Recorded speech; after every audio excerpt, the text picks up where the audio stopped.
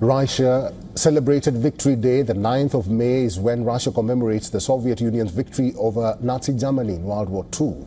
It celebrates Victory Day with a parade in Moscow's Red Square. The parade took place after Russia and Ukraine confirmed a US-brokered truce, which had been announced by President Trump.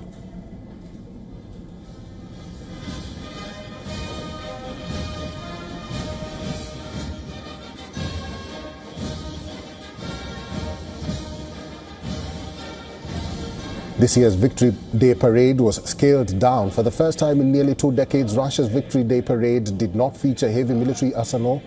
The parade took place without tanks, missiles and other heavy weapons.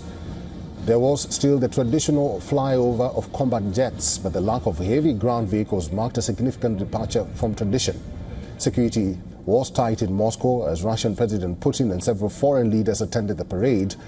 A pre-produced, pre-recorded video from the front lines of the Ukraine war was broadcast on screens at the Red Square and aired across state media. Потребовало создание нового рода войск «Молния-2». Военнослужащими используются разведывательные и ударные беспилотные летательные.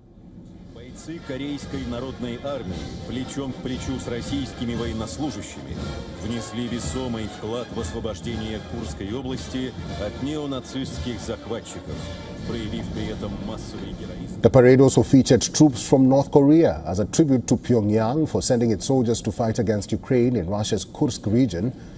Putin gave an address during the Victory Day, describing it as one of Russia's most significant secular holidays.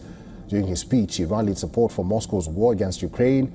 He denounced NATO for supplying arms to Kyiv and insisted that Moscow was fighting just a war.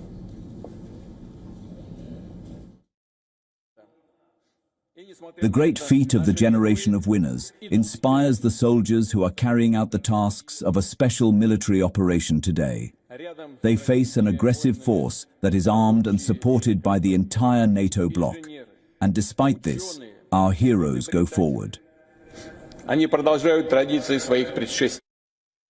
number of foreign dignitaries attended the event in Moscow. The president of Laos, the Malaysian king, Kazakhstan's president, Uzbekistan's president and Slovakia's prime minister were all present. But fewer world leaders turned up compared to last year's 80th anniversary parade, which featured 27 leaders, including China's President Xi Jinping and Brazil's Lula da Silva.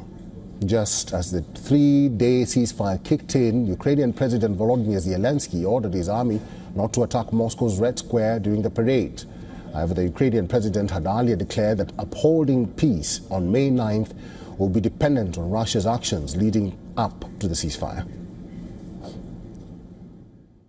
We will respond in a mirrored way. Today, they began the day by shelling the front line, with assault operations and drones in use. Just yesterday, they carried out even more airstrikes. We acted proportionately. Tomorrow depends on what we hear today. Ahead of the celebrations, both sides traded fire. Russia's army said it was responding systematically or symmetrically to attacks by Ukraine. According to the Russian Defense Ministry, Ukraine fired hundreds of drones across the front line, and Moscow claimed it downed at least 264 of them. Meanwhile, Ukrainian emergency services battled a fire at a residential building in the Sumy region. In a statement, the services said the fire was caused by a Russian strike and firefighters had to temporarily suspend their work due to the threat of repeated strikes.